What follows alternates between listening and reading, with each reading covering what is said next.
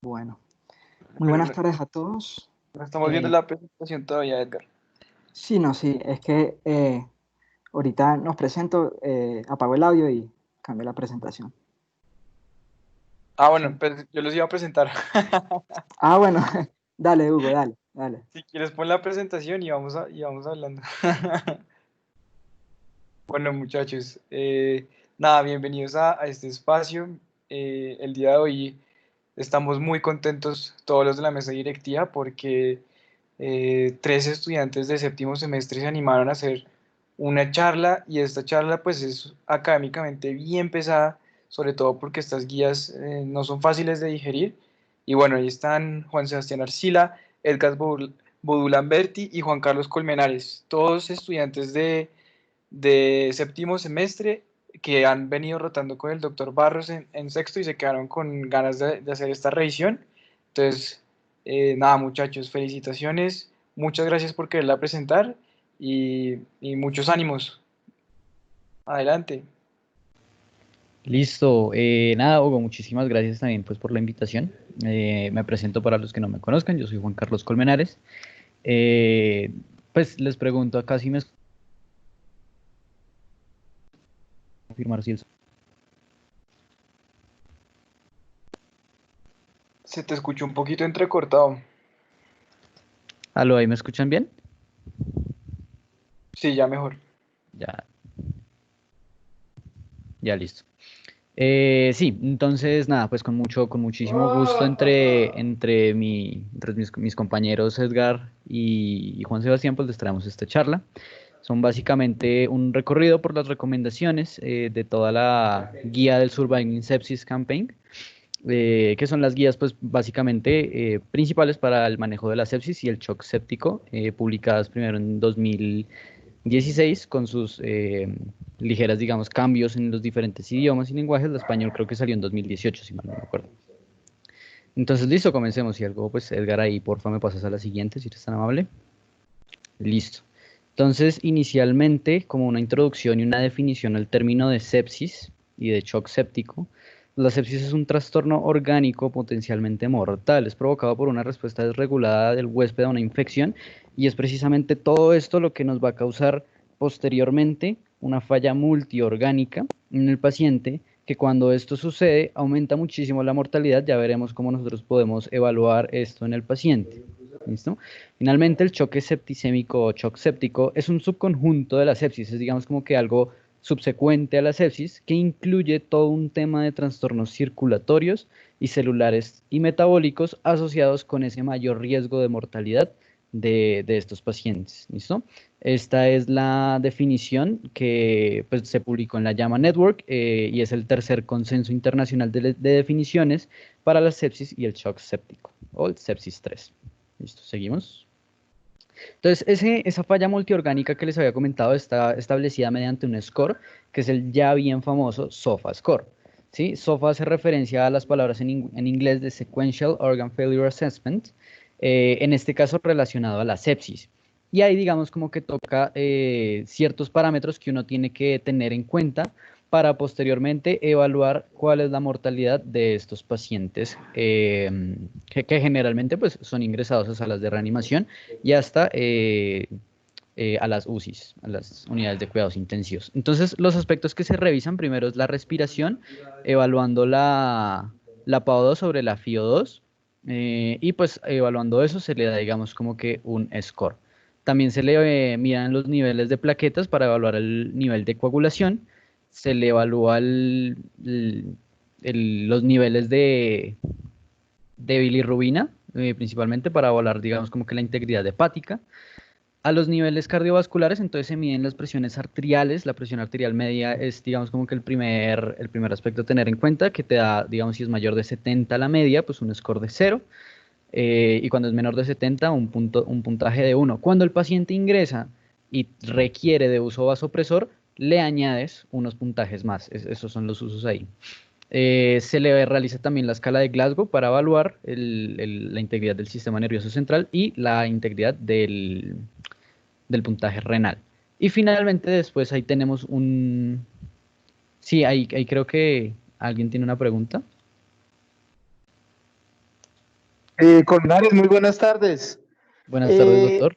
el SOFA tiene un asunto en la aplicación en el servicio de urgencias y es que requiere de esperar los laboratorios. ¿Conoces alguna escala de predicción de falla multiorgánica que pueda de pronto ser utilizada en urgencias? O si alguno nos puede recordar qué escala se puede utilizar sin requerimiento de paraclínicos. Con las buenas tardes para todos. Pues si alguien quiere también participar ahí puede levantar la mano, que sería también súper interesante hacer esto un poco más Dos interactivo. personas Entonces, levantaron la mano, tres listo. personas levantaron la mano. David Entonces, Sarri y Charry, María Paula Peñuela.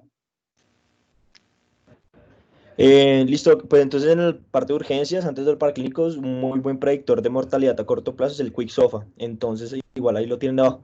La presencia de taquipnea, de alteración del estado de la conciencia, que entonces lo definen como un Glasgow menor de 15, o la tensión arterial sistólica menor de 90 puntos. Entonces, idealmente, si usted tiene un puntaje mayor de 2, ya debería pensar que el paciente pues tenga algún compromiso y pues ya a esos pacientes son los que usted idealmente solicitaría los otros paraclínicos para completar el SOFA. Muy bien, Charry, acabo de hablar. Sí, doc. Muy bien, muchacho. Muy bien, felicitaciones. La doctora Peñuela, ¿y quiere agregar algo más? No, doctor, iba a hablar acerca del Quick SOFA también. Bueno, muy bien. Y de pronto quieres comentarnos que entre el Quick SOFA y el SOFA, ¿de pronto hay alguna diferencia de predictor de mortalidad? ¿Sabes algo? No sé, doc. Sí. Bueno, pues resulta que el Quick SOFA también tiene un altísimo valor predictivo positivo en estos escenarios. Entonces, pueden utilizar el SOFA, pero ya sabrán que en el servicio de urgencias, como nos lo acaban de comentar sus compañeros, tiene el inconveniente de los paraclínicos, pero existe el Quick SOFA. Entonces, muy bien, muy bien, muy bien, muchachos, continuemos. listo, perfecto. Entonces, efectivamente, después de haber analizado esto, pues se requiere para hacer el SOFA completo, pues el uso de los paraclínicos.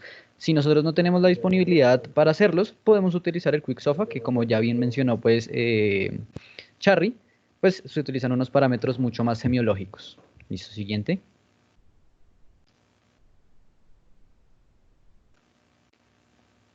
Listo. Y pues este es como un algoritmo que también plantea ese mismo artículo del consenso, que es básicamente si ustedes piensan en un paciente con sospecha de infección, realicen inicialmente el Quick SOFA y si es positivo, digamos como que tiene una alta mortalidad, haga entonces todo el tamizaje para evidenciar la disfunción multiorgánica realizando el SOFA completo. Tamizaje es pasar arena por un tamiz. Pilas. Perdón. Sí, perdón. Era evaluar la evidencia de la falla multiorgánica.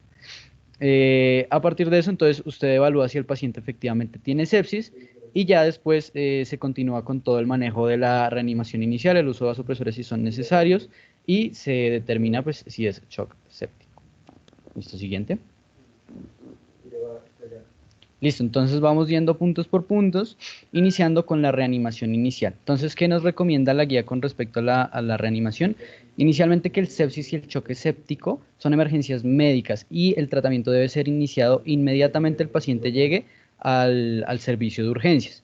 Entonces, ahí viene entonces relacionado pues, con la segunda recomendación, que es que se realice una reanimación desde la hipoperfusión inducida por sepsis, que se administren al menos 30 mililitros por kilogramo de cristaloides intravenosos. Esto ellos afirman que se debe realizar dentro de las primeras 3 horas. Siempre, digamos como que ellos establecen que ese número ayuda a mejorar muchísimo o sea, disminuye la mortalidad de los pacientes. Sí, doctor. Es que tiene la mano levantada, no sé si tienen alguna pregunta o algo. No, fue burrada mía. Continúe. Ah, qué pena. Listo, entonces inicialmente eso es lo más importante, reiniciar la rehidratación con 30 mililitros por kilogramo de cristaloides. Esto obviamente permite que los médicos obtengan mayor información sobre el paciente y permitan establecer después una medición más precisa del estado hemodinámico. Entonces, ahí va con lo tercero, que se recomienda que después de esa reanimación inicial con los líquidos, se administre aún más líquidos dependiendo de la valoración frecuente del estado hemodinámico. Es decir, que si el paciente sigue sin mejorar, sígale metiéndole más líquidos a ese paciente. Y hágale una revaloración que incluya toda una exploración completa clínica y la evaluación de las variables fisiológicas disponibles, que son todos los paraclínicos para, digamos, como que función renal, función hepática y pues lo que ya hemos mencionado previamente. Siguiente. La cuarta recomendación que ellos tienen es que haga otras valoraciones hemodinámicas, como es la función cardíaca, para determinar si el choque con el que llegó este paciente, pues digamos como que no sea de otra causa. ¿Listos? A partir de eso también se sugiere la utilización de variables dinámicas en lugar de estáticas, prediciendo una respuesta pues a la administración de líquidos. Y también la sexta es muy importante y es que ellos recomiendan que la presión arterial media objetivo en estos pacientes sea de 65 milímetros de mercurio en los pacientes que requieran el uso de vasopresores en shock séptico. ¿Por qué? Porque se ha visto que el buscar como metas, por ejemplo, una presión arterial media de 75 a 80 milímetros de mercurio, se ha demostrado que tiene menor riesgo de fibrilación auricular y requieren menos dosis de vasopresores y mortalidad similar.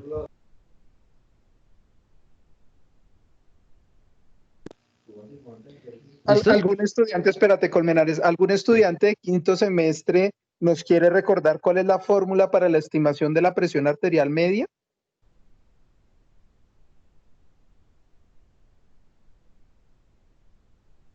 ¿No? ¿Alguien más nos quiere recordar la fórmula para calcular la presión arterial media?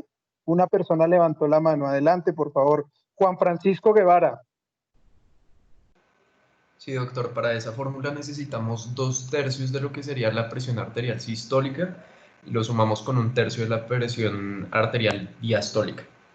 Muy bien, muy bien. Continúe, Colmenares, muy bien. Listo. Y también a esta reanimación inicial se sugiere normalizar el lactato en pacientes con niveles elevados como un marcador de hipoperfusión tisular. Se tiene en cuenta, pues digamos que este aspecto y que digamos como que funciona como un predictor para estos pacientes de saber si están mejorando o no con respecto pues a la hipoperfusión.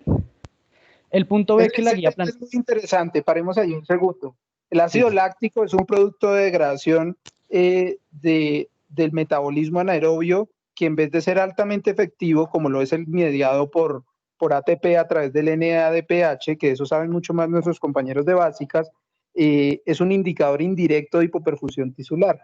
De pronto no sé si hay alguien aquí que haya rotado en anestesia o que esté en el internado que nos pueda contar qué es el fenómeno de la depuración del lactato o que ya hayan rotado por cuidado intensivo o alguno que esté haciendo selectivo en cuidado intensivo. ¿Qué es la depuración del lactato? ¿Qué nos pueden comentar un poco sobre el fenómeno de la depuración del lactato? Si alguien nos quiere dar su aportación, bienvenido sea levantando la manito.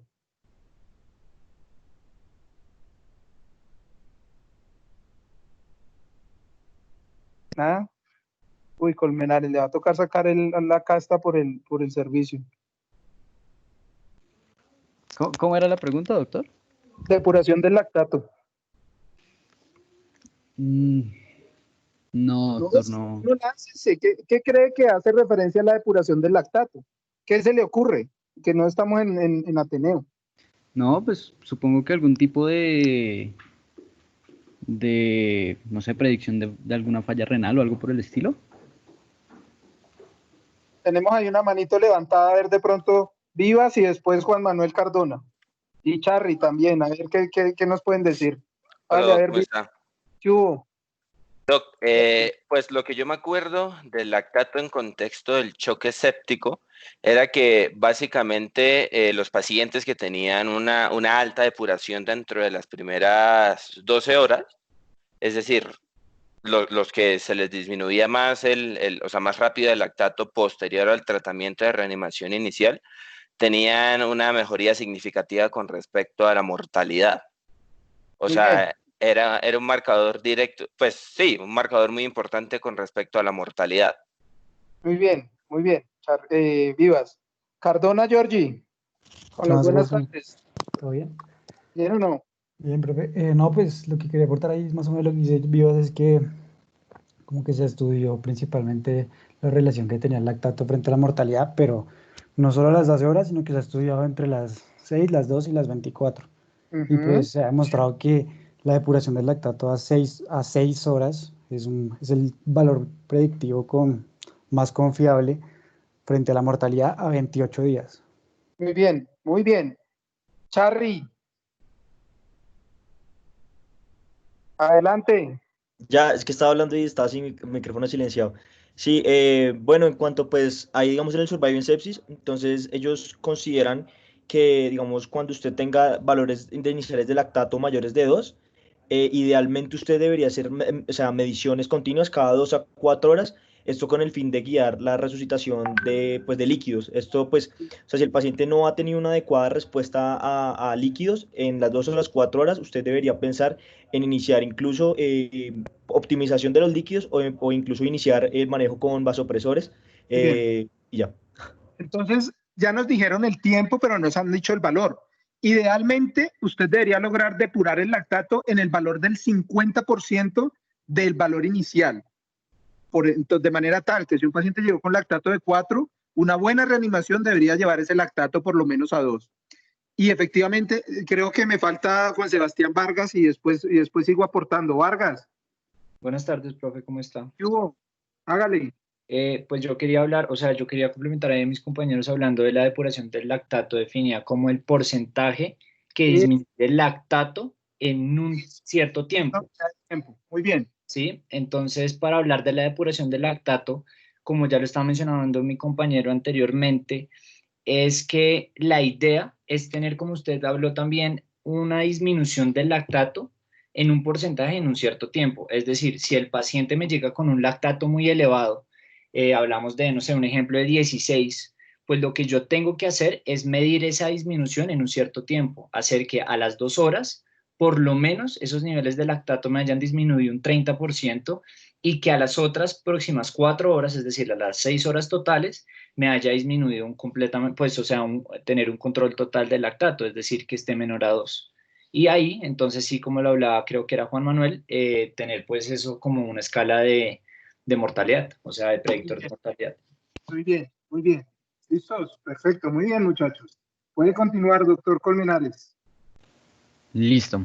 Entonces el segundo punto planteado por la guía es la detección sistémica de sepsis y mejora del desempeño. Hacen una única recomendación y es que ellos dicen que en los hospitales y sistemas hospitalarios es necesario, es recomendable que cuenten con un programa de mejora del desempeño para la sepsis, para diagnosticar la sepsis, que incluya detección sistemática en pacientes en estado crítico y de alto riesgo. ¿Listo? Entonces es básicamente que ellos recomiendan tener esto para que digamos como que los pacientes tengan un mejor desenlace. Y aquí pasamos a una parte muy importante que es el diagnóstico de la sepsis y del shock séptico. La recomendación, o sea, que es principal, que es digamos como que el pilar del diagnóstico, es la obtención de los cultivos microbiológicos de rutina adecuados, incluyendo hemocultivos, antes de comenzar el tratamiento antibiótico en pacientes con la sospecha de sepsis o choque séptico. Únicamente si esto no demorara sustancialmente el inicio del tratamiento antibiótico. Es decir, que si por ejemplo nosotros tenemos la disponibilidad de tener esos cultivos microbiológicos muy rápido, pues es preferible hacerlo antes. Si usted sabe que estos cultivos se demoran mucho tiempo o es muy difícil sacarlos, entonces se prefiere iniciar el manejo antibiótico inmediatamente. Los cultivos microbiológicos de rutina adecuados siempre van a incluir por lo menos 2 conjuntos de hemocultivos, uno para aerobios y uno para anaerobios. Esto con el fin pues de obtener todo el espectro pues de estos microorganismos. ¿Tienen ahí alguna pregunta? Creo un par de manos levantadas. Bueno, perfecto. Entonces, no, ya estaban ahí vivas y si alguien quiere dar alguna aportación, bienvenida sea. Hay 65 participantes. Sí, yo ahí estoy súper pendiente de las manos, de las manitos levantadas, si tengan alguna pregunta, algún aporte. Este tema es súper interesante, muchachos, y la sepsis, independientemente de la especialidad que ustedes vayan a hacer, es una enfermedad que mata y infortunadamente tiene una detección muy tardía hasta en los hospitales más hiper mega play que tenga el mundo. Entonces, Esta es una guía muy interesante. Claro que sí. De hecho, ellos dicen que el fundamento de hacer este procedimiento es que la esterilización de los cultivos ocurre en un plazo de minutos a horas después de la primera dosis de antibiótico adecuado. Entonces puede que su muestra salga negativa si usted inició su tratamiento antibiótico antes de haber tomado la muestra. Por eso es tan importante. Listo, entonces entramos acá a uno de los puntos más importantes, que es el tratamiento antibiótico. Primero quiero, pues, antes de pasar a las recomendaciones, hablar de una terminología que nos habla la guía, y es, bueno, son estos 5 puntos. Primero, el tratamiento empírico, que es ese tratamiento inicial que se comienza cuando usted todavía no sabe qué patógeno microbiológico es, pero sí sabe que el paciente está muy probablemente infectado. Ya después usted pasa a una fase de un tratamiento dirigido o definitivo, que es con la confirmación microbiológica de sus cultivos, realiza un tratamiento dirigido a ese patógeno específico, teniendo en cuenta las sensibilidades del antibiograma. Otro término, pues, es el tratamiento de amplio espectro, que es que usted utilice uno o más agentes antibióticos que cubra los posibles patógenos cubiertos en un rango, pues, mucho más amplio. Hace parte del tratamiento empírico, pero se puede continuar en el tratamiento dirigido si se aíslan múltiples patógenos. El tratamiento con múltiples fármacos es que usted utilice, pues, más de 2 fármacos, claramente, con el fin de, digamos, de potenciar, pues, ese tratamiento de amplio espectro en el tratamiento empírico.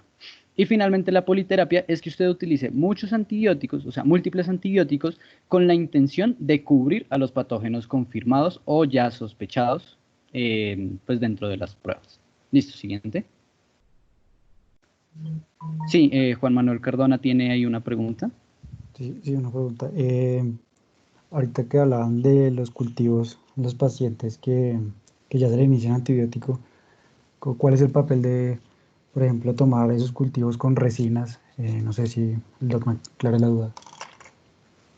No sé si el doctor nos pueda colaborar. Se pueden utilizar resinas para bloquear el efecto antibiótico, pero pues obviamente hay que tener presente que si usted empieza un tratamiento antibiótico, obviamente hay que ver si es un antibiótico tiempo dependiente o concentración dependiente para lograr la concentración mínima inhibitoria lo más rápido posible, pero pues tenga presente usted que al iniciar antibióticos, con o sin resinas, la probabilidad de que le salgan negativos es alta y le va a generar un factor distractor de que usted va a decir, el paciente tiene sepsis, pero tiene cultivos negativos, hay que suspenderle los antibióticos. Ojo con eso.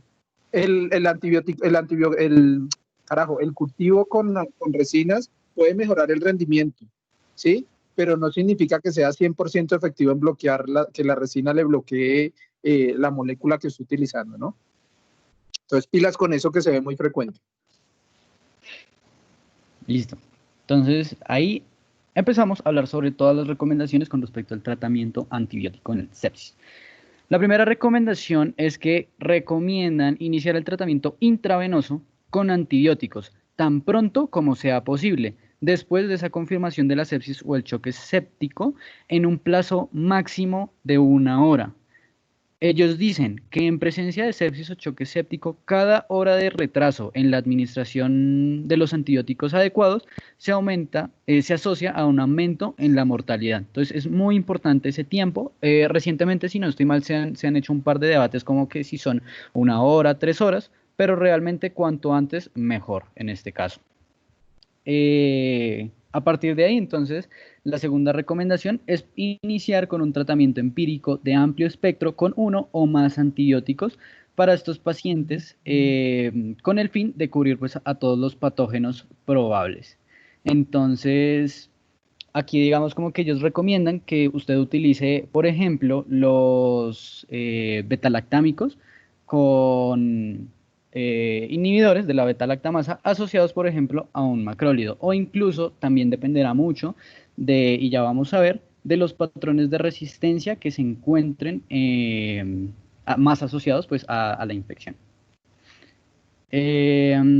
La tercera recomendación es que se recomienda, pues, reducir ese tratamiento antibiótico una vez ya se haya identificado el patógeno y las sensibilidades y se observe la mejoría clínica adecuada. Es decir, que si usted lo tiene con muchos antibióticos y ve que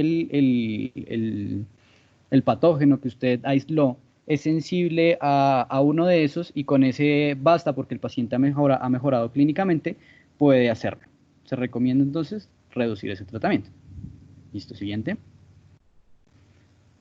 A partir de estos 3 puntos, lo que les comentaba es que se deben evaluar muchos factores para determinar todas esas pautas de administración y de antibióticos. Depende del centro médico y depende del paciente, ¿sí? Porque no a todos los pacientes les vamos a dar su piperacilina tazobactam y no a todos pues, les vamos a dar el carbapenémico. Dependerá mucho de esos factores que nosotros encontremos. Entonces, primero, que usted tenga en cuenta la ubicación anatómica de la infección con respecto pues, al perfil típico del patógeno. Que si tiene el paciente una endocarditis, entonces pues usted piense, por ejemplo, en el Staphylococcus aureus inmediatamente y trate de utilizar un manejo antibiótico ya pensando en ese perfil pues, de manejo. El segundo es que los patógenos prevalentes, que tenga en cuenta los patógenos prevalentes en la comunidad, en el hospital e incluso en las salas de los hospitales. Tercero, pues los patrones de resistencia de esos mismos patógenos prevalentes, es decir, que si usted reconoce un Staphylococcus aureus, que reconozca si es más probable que sea meticilino resistente o no, por ejemplo. Cuarto, entonces, la presencia del paciente, por eso también uno de los factores es el paciente, la presencia de las deficiencias inmunitarias específicas. No es lo mismo un paciente inmunocomprometido que muy probablemente pues, tenga una infección por patógenos pues, frecuentes, a que usted tenga pues un paciente con inmunodepresión y le encuentre obviamente unos patógenos mucho más complejos. Sí, doctor, adelante. Miren, muchachos, cuiden por favor los antibióticos, sean racionales a la hora de empezar antibióticos. Hay una cultura muy prevalente aquí y en todo lado de empezarle a todo el mundo en urgencias meropen en vancomicina.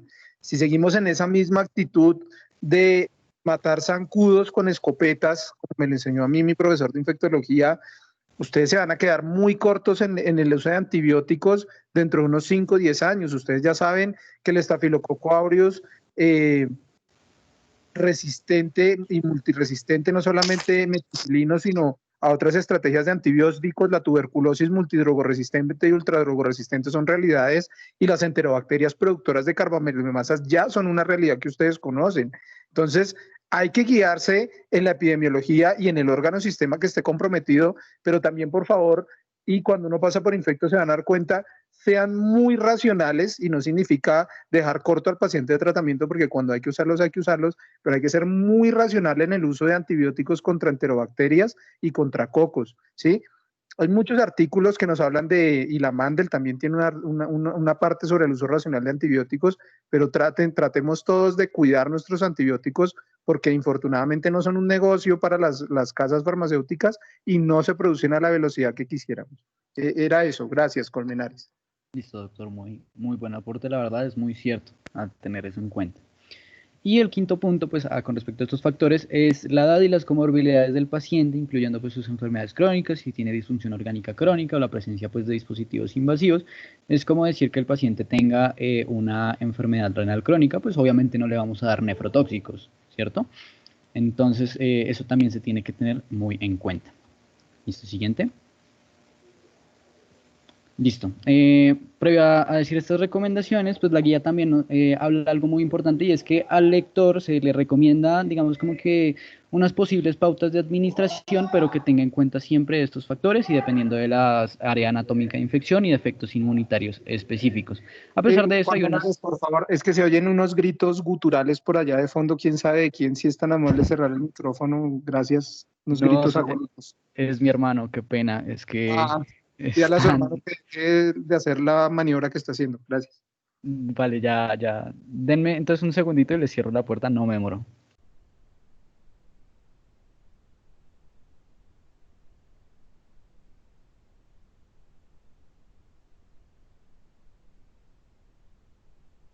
Profe, una pregunta.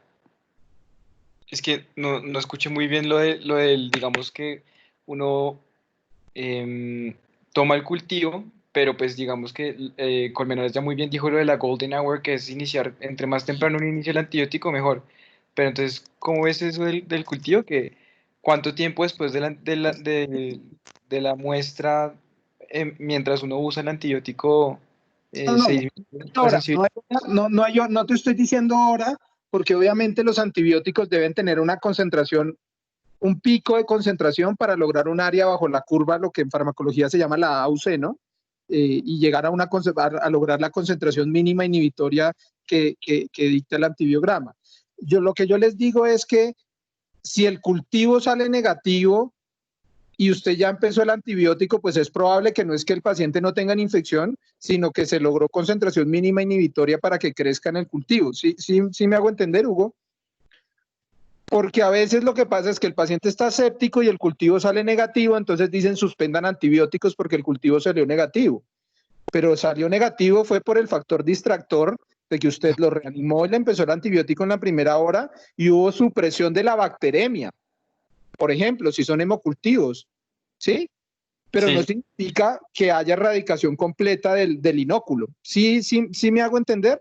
Sí, profe. No, yo estaba pensando era que había un tiempo específico, digamos, para uno guiarse como, bueno, Lo da la farmacocinética, la farmacodinamia de cada fármaco. O sea, no es lo mismo que yo empiece una cipro endovenosa a que yo empiece una ampicilina endovenosa, a que yo empiece una polimixina colistimetato endovenosa. Eso lo da el tiempo de eliminación. Además que hay antibióticos, recuerde usted que son bactericidas y hay antibióticos que son bacteriostáticos. Entonces, eso lo da mucho la farmacocinética y la farmacodinamia de cada uno de los antibióticos que tienen un mecanismo de acción y tienen una farmacodinamia una farmacocinética, totalmente diferente. No es lo mismo empezar una clarito endovenosa que una clarito oral, que empezar una ampicilina sulbactam. Entonces, que si es bactericida o que si es bacteriostático o que si es concentración dependiente o que si es tiempo dependiente, ¿sí? O sea, los llamamos antibióticos, pero cada uno funciona totalmente diferente. No, total. Muchas gracias, doctor. Sí, muchas gracias. Listo. Pues yo ya regresé, pero ahí veo que hay un par de preguntas de David Charri y de Jaime Martínez. Háganle. Sí, adelante. Luego, digamos en que uno tenga un contexto paciente que uno le haya hecho un cultivo y que le haya empezado, digamos, antibiótico de amplio espectro, se le hayan tomado los cultivos después de haberle iniciado antibiótico. ¿Usted qué opina con respecto a hacer seguimiento en cuanto a manejo antibiótico con procalcitonina o con presipsina? Que sé que ahorita le están empezando a hablar mucho, pero digamos con respecto a niveles de presipsina, puntos de corte, la verdad no he encontrado. ¿Usted qué opina? Sí. Hombre, Cochrane tiene una revisión sobre eso. La procalcitonina es una prohormona que por cosas del azar se empezó a estudiar en infecciones y ha tenido sus escenarios buenos y malos. Primero se decía que una procalcitonina, ustedes lo saben, que una PCT positiva indicaba poner antibiótico porque era infección bacteriana. Ahora hemos visto que otras infecciones no bacterianas también están asociadas a la elevación con procalcitonina. La poca evidencia que hay, que es muy discreta en términos de la mortalidad, y Charry seguramente lo sabe y algunos si quiere dar alguna aportación al respecto, es que una procalcitonina negativa tiene un muy buen valor predictivo positivo para suspender el antibiótico. Es el único escenario. Y ojalá que la infección sea de origen respiratorio del parénquima pulmonar. Pero por ahí han aparecido la presepsina como un biomarcador en infecciones, pero el problema es que lo mismo que con los antibióticos, Charry, cuando hablamos de infecciones, es tan diferente una meningitis a una infección o una infección de vías urinarias. O sea, las llamamos infecciones, pero cada compartimiento tiene un comportamiento totalmente diferente en los procesos. Entonces, lo que yo les recomiendo ante la pregunta muy interesante de Charly es que tienen que hacer la revisión, por ejemplo, meningoencefalitis por meningococo y procalcitonina. Aparece la presepsina también, pero es que son escenarios clínicos tan variopintos y tan diferentes. No es lo mismo un abdomen abierto por una víscera perforada que una osteomielitis por un estafilococo o por un mal de Pod, ¿sí? Entonces, su pregunta es muy válida, Charly, y yo les recomiendo que como morbo insano para su formación, hagan el escenario clínico con cada una de las opciones, que es imposible sentarnos a hablar de procalcitonina en cada escenario. Aparecen nuevos biomarcadores efectivamente como la presepsina, e inclusive algunas interleuquinas aparecen como biomarcadores. Hombre, mi recomendación es remítanse a cada uno de los órganos, sistemas, pero realmente la procalcitonina está ya como se está quedando cortica, pero sí es cierto lo que usted dice, Charly. Muy bien. No sé si hay creo que había otra doctora. Sí, doctor, yo. ¿Marcela? Doctor, una pregunta, es que quedé con la duda. En los casos en los que el paciente se le tomó el hemocultivo en sepsis, pero salió negativo porque ya se le había iniciado el antibiótico, ¿cómo se podría hacer para empezar el manejo dirigido o se le dejaría con el manejo empírico? Porque no, o sea, yo le recomendaría a Jaime ¿cierto? Sí, señor. Que remita las guías de circulation de osteomielitis. O sea, usted tiene que pensar si el paciente es portador de una válvula protésica o es una válvula nativa, si usted está pensando en unos Staphy aureus o está pensando en un germen de crecimiento fastidioso, crecimiento lento. O sea, la clínica es la que dirige el tratamiento, ¿ya? Y la epidemiología de su hospital. Entonces, por ejemplo, si tú miras el tratamiento antibiótico, la recomendación 5 dice, recomendamos optimizar la estrategia de administración de dosis de antibióticos sobre la base de los principios de la farmacocinética y la farmacodinámica y las propiedades específicas del fármaco en pacientes con sepsis y choque septicémico. Utilizar antibiótico-terapia es hacer uso de la farmacología.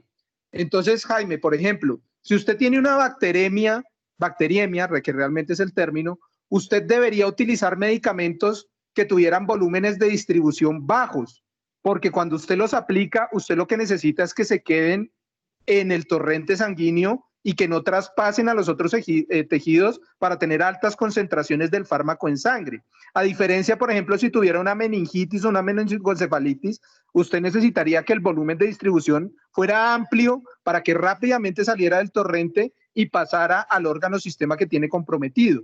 Entonces, usted tiene que tener una muy buena valoración clínica y una epidemiología para saber, hombre, si tengo una bacteriemia, una endocarditis, ¿qué voy a tratar? ¿Voy a tratar un Staphy? ¿Voy a tratar una Eikenella, una Klebsiella? Entonces, es importante que usted conozca la flora del órgano sistema para que en caso tal del cultivo sea negativo y si usted tiene una alta sospecha clínica, se guíe a través de la epidemiología que cada guía nos recomienda. Y cada guía, además de la recomendación del germen, nos da una recomendación de espectro antibiótico. No es lo mismo tratar una Listeria monocitógenes, ustedes lo saben muy bien, que es altamente sensible a la ampicilina, que tratar un meningococo con ceftriaxona. ¿Sí? Entonces, es importante. Muy bajo su inquietud, Jaime. Sí, señor. Gracias, doctor.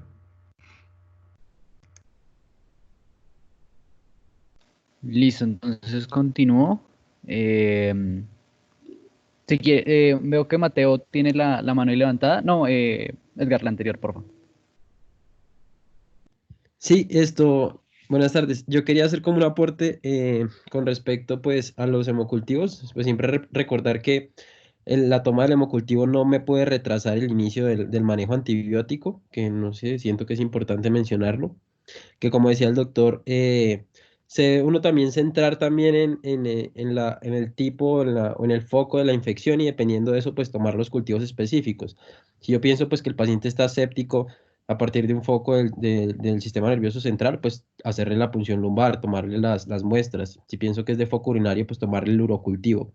Sí, o sea, también como tener eso en mente, no solo, tomarle hemocultivos y ya. Siempre tener claro el foco.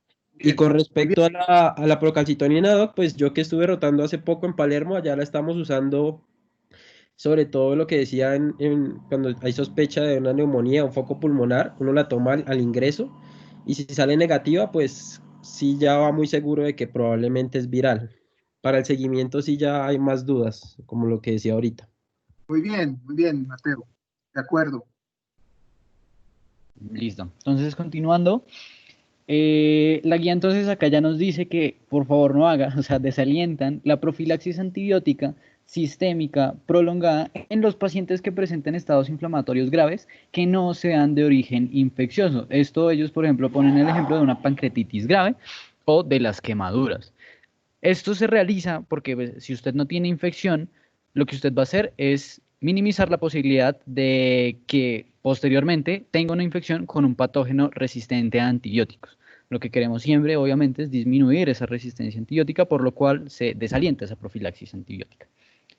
Y como quinto, ya creo que pues, se ha mencionado bastante, y el doctor lo mencionó en las preguntas anteriores, que fue que se recomienda optimizar estrategias de administración de dosis de antibióticos sobre la base de los principios farmacocinéticos y farmacodinámicos y las propiedades específicas de cada fármaco en pacientes con sepsis y choque séptico. Aquí sigue Edgar, porfa. No me detendré mucho, pero básicamente es como para explicarles que, por ejemplo, los betalactámicos, en el momento en el que nosotros iniciamos la reanimación líquida, los volúmenes de distribución aumentan y la concentración plasmática disminuye, ¿cierto? Entonces, por eso es muy recomendado que en estos tipos de antibióticos, como son los betalactámicos, los aminoglucósidos o la vancomicina, como por poner ejemplos, se recomienda aplicar una dosis de carga, como se ha mencionado, o la dosis más alta en bolo. Y después usted lo continúa con infusiones continuas, en el ejemplo, por ejemplo, de los betalactámicos. Si se dan cuenta ahí en el cuadrito, bájense por el mapita de Fluid Shifts, que es básicamente pues brindar los líquidos. Y eso es lo que sucede. ¿Listo? Siguiente.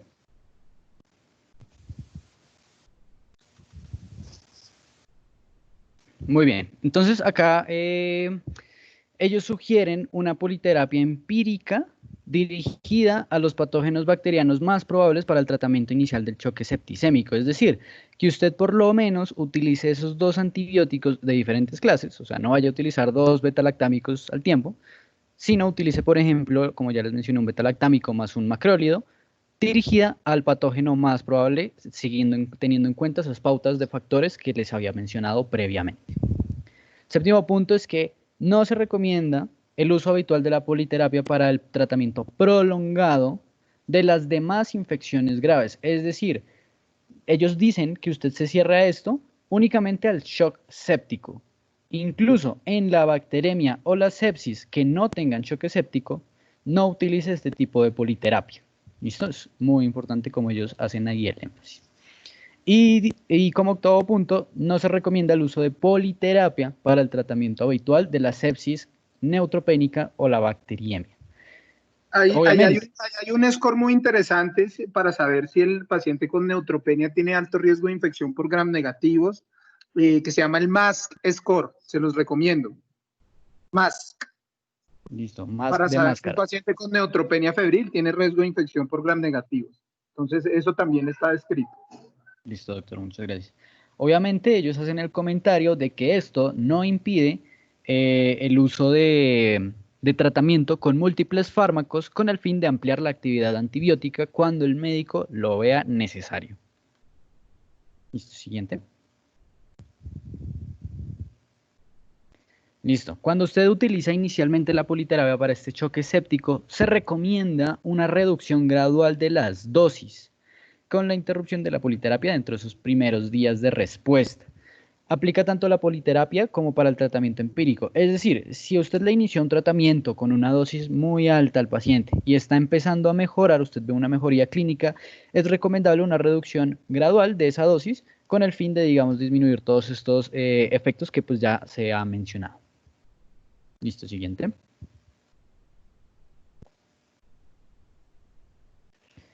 Acá estos son puntos muy importantes y nos hablan sobre el tiempo en el que nosotros mantenemos nuestro manejo antibiótico.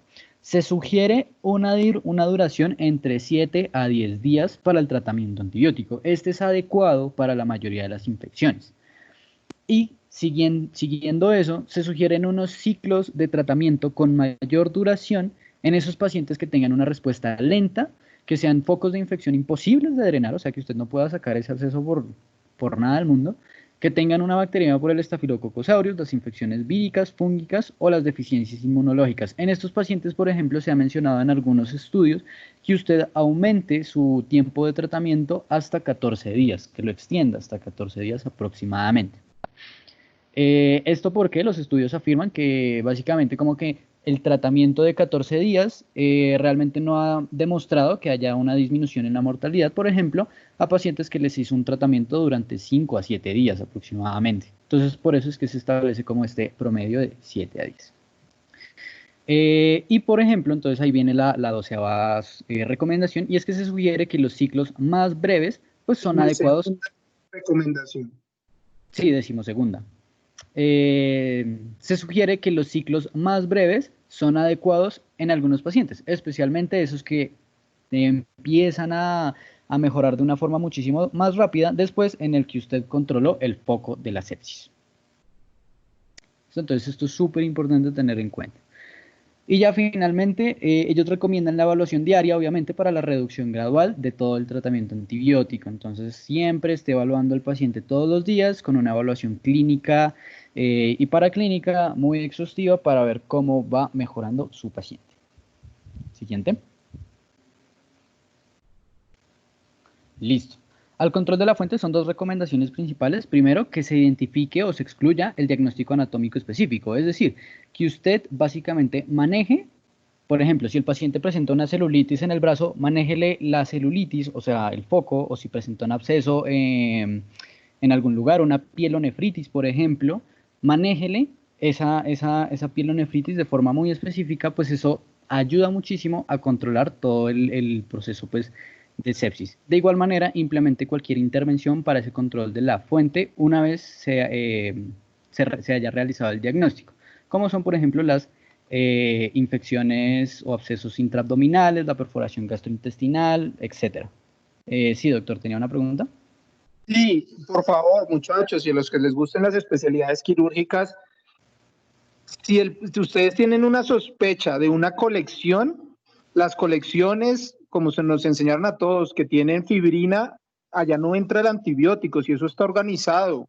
Por ejemplo, un empiema, una colección, un absceso intraabdominal, un absceso hepático de origen piógeno, una meningitis, un absceso cerebral, no dude en llamar al cirujano especialista en drenar el absceso. Hay un principio quirúrgico que yo recuerdo mucho que es absceso drenado, absceso curado.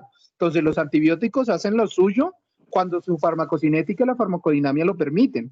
Pero si usted tiene sospecha clínica, usted dice, hombre, yo creo que tiene un absceso en el hueso, un secuestro, un involucro, creo que tiene un absceso cerebral, creo que tiene un absceso hepático, o sea, un proceso infeccioso que requiera manejo quirúrgico, como nos está diciendo Colmenares, no se canse de presionar, porque si no, el antibiótico no va a lograr control de la fuente. Es un concepto muy importante. Muy bien. Listo. Siguiente, Edgar, por favor.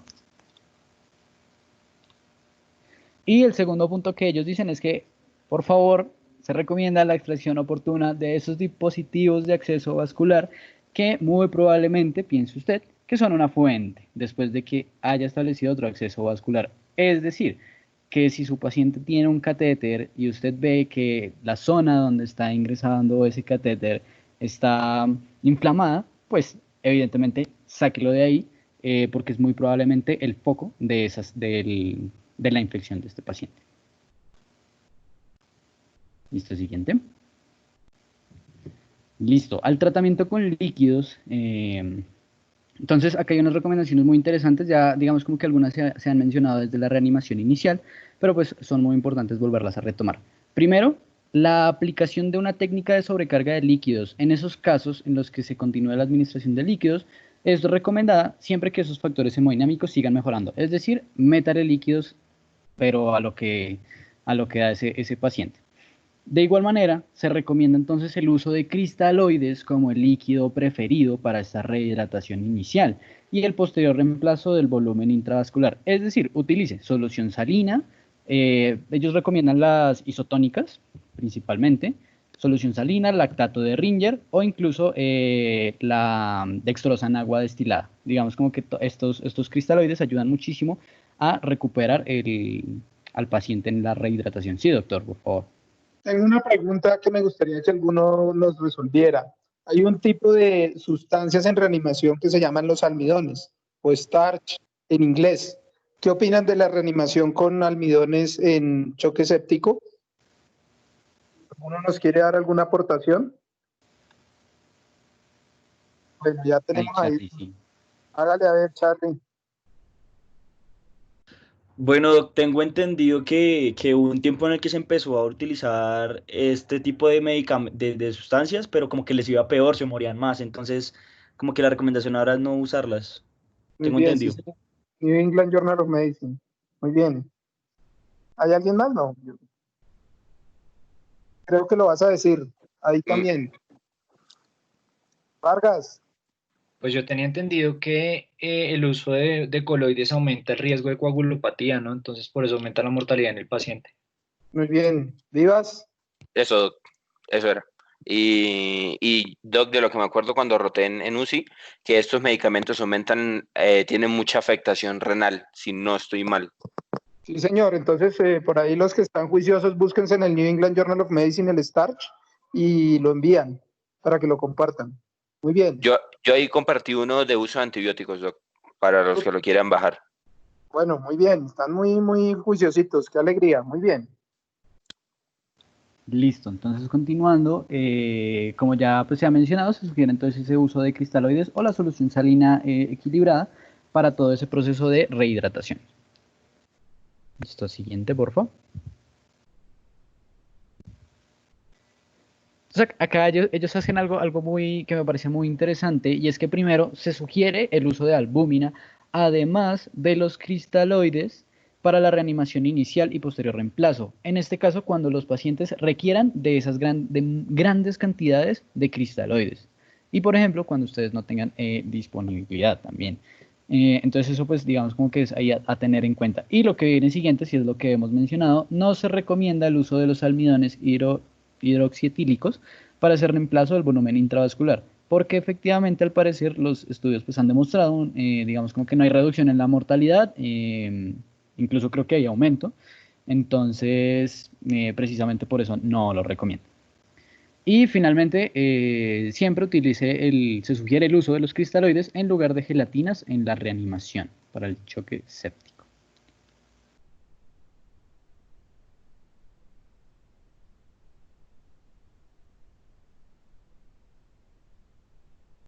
Sí, ahí Camilo tiene una pregunta, Camilo Andrés y Juan Sebastián Vargas. Hola, ¿qué tal? ¿Cómo van? Muchachos, es que digamos, para complementar un poquito de la parte del tratamiento de líquidos, no hay que tampoco meterle tantos líquidos al paciente. Se ha demostrado que la sobrecarga hídrica también mata. Asimismo, como pues el paciente en choque como tal tiene una disfunción endotelial que requiere de líquidos y que requiere de pronto de un mejor manejo del volumen intravascular, también es cuando nos pasamos para el otro lado, se ha demostrado aumento en la mortalidad. Entonces, para eso es muy importante tener como los medidores, o sea, tener en cuenta los medidores de si el paciente responde o no responde a líquidos. Entonces, también bueno, ya que se metió ese berenjenal, ¿cuáles son las estrategias, que está muy bien, cuáles son las estrategias pasivas y activas para definir invasivas y no invasivas, para definir el estado volumétrico de un paciente? Y le agradezco los artículos que mandó, que están muy chéveres. Gracias, Doc. Entonces, hay varias maneras. Nosotros, pues, se utilizan como rápido, entre comillas, el paciente, para predecir si el paciente va a responder o no a líquidos, leg raising, que es levantarle las piernas al paciente, eso más o menos va a mover 300 mililitros de volumen intravascular, y si hay cambios en la variabilidad de presión de pulso de la línea arterial, predice que el paciente responde a líquidos. Otro también, como lo acabo de mencionar, es la variabilidad de presión de pulso en la línea pues en la línea arterial que vemos en los pacientes monitorizados. Evaluar bien el punto de corte, pues para que lo tengan en cuenta, es 12%. La variabilidad de presión de pulso en la línea arterial de 12% nos dice que el paciente responde a líquidos. Hay otros, pues digamos, si el paciente necesita o no líquidos, como la saturación venosa, el delta de CO2, la presión venosa central, pero pues... Yo digamos, le tengo el colapso de la vena cava con la inspiración. Eso. El ecocardiograma. En el ecocardiograma también, ajá. Pues para eso también tendríamos que entrar también en la relación corazón-pulmón, que eso es otro tema también bastante interesante. Pero pues es muy piloso. Búsquese los artículos que seguramente los tiene para que los comparta sobre las maniobras activas y pasivas que están muy bien descritas para evaluar el estado volumétrico del paciente. Cuando estamos hablando acá, yo sé que ustedes todos se imaginan a un paciente de 30 años sin comorbilidades, que se fracturó el fémur y que entra a la UCI. Esa no es la realidad de los pacientes. Generalmente ya son polimórbidos o adultos mayores. Entonces lo que dice Camilo Peña es muy cierto. No es, infortunadamente, ya no podemos hacer esas estrategias de reanimaciones agresivas porque los pacientes o tienen compromiso de la función ventricular o tienen compromiso de la función renal, y efectivamente la hipervolemia también mata en cuidado intensivo, porque produce tercer espacio en el intestino, produce tercer espacio en el cerebro, produce tercer espacio en la membrana alveolo-capilar, y eso es deleterio para la economía, para la fisiología corporal total, como bien lo dice Camilo Peña. Entonces, esa apreciación suya es muy interesante. Entonces, si quiere, búsquese los artículos del Critical Care, que eso es muy interesante, la evaluación volumétrica invasiva y no invasiva. Muy bien. Yo ya los tengo, gracias. Una persona más levantó la mano. Adelante.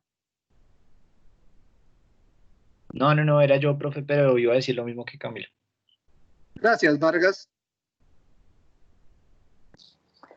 Bueno, buenas noches. ¿Me escuchan?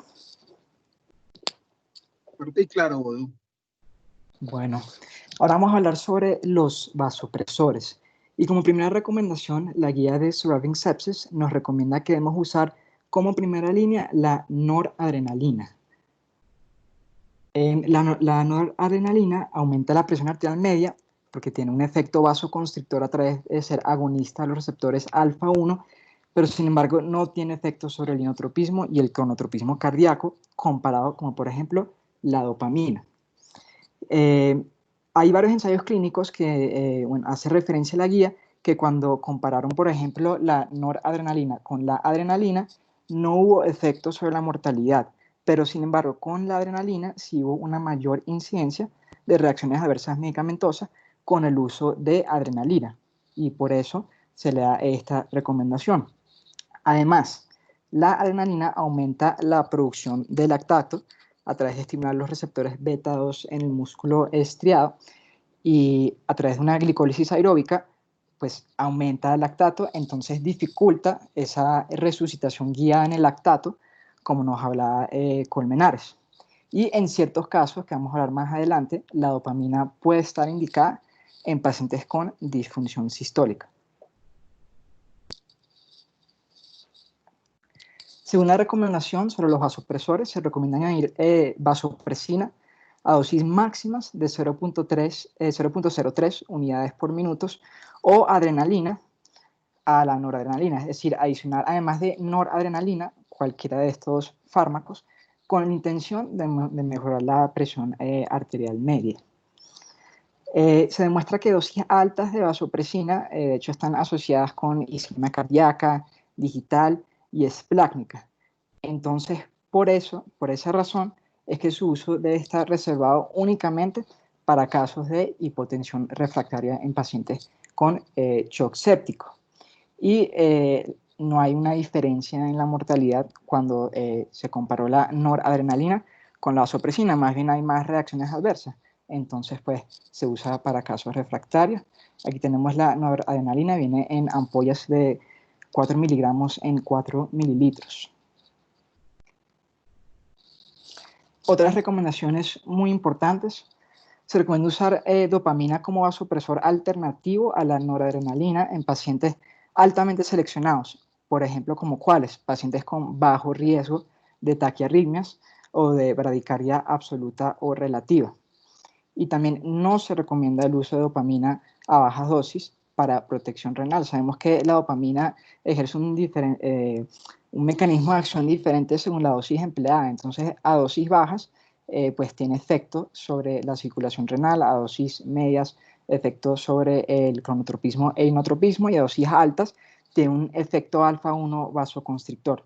Sin embargo, no es un vasopresor que debemos emplear de manera rutinaria. Se recomienda iniciar dobutamina en pacientes que tienen evidencia persistente de hipoperfusión, nuevamente como un caso de hipoperfusión refractaria por choque séptico, a pesar de adecuada reanimación y uso de vasopresor. O sea, cuando ya no podemos lograr una presión arterial sistólica por encima de 90 y el paciente ya está con adecuada reanimación y uso de vasopresor como noradrenalina, la guía dice que está bien que agreguemos dobutamina. Entonces, ¿para cuáles casos se recomienda la dobutamina? Bueno, puede ser considerado como primera línea en pacientes cuyo objetivo es mejorar el gasto cardíaco en presencia de una presión arterial media adecuada, como bien nos dijo Colmenares, 65 milímetros de mercurio. También se han propuesto otros medicamentos inotrópicos positivos como alternativa a la dobutamina, como son los inhibidores de la fosfodiesterasa. Entonces, dentro de este grupo de medicamentos, la guía menciona la milrinona y el levosimendan, que a través de aumentar... No, pere, calmación.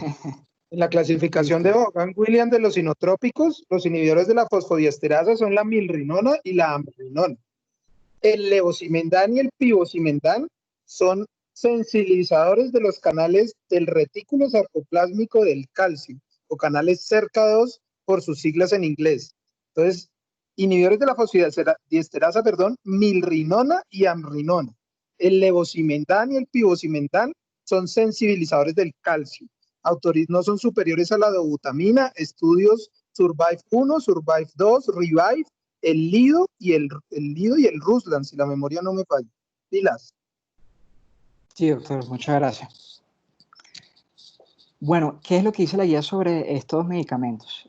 Además de ser más costosos que la dobutamina, no muestra diferencia en la mortalidad. Entonces, por esa razón, no son medicamentos empleados de primera línea. Más bien usen dobutamina, que es igual de efectivo y es más barato también. Listo.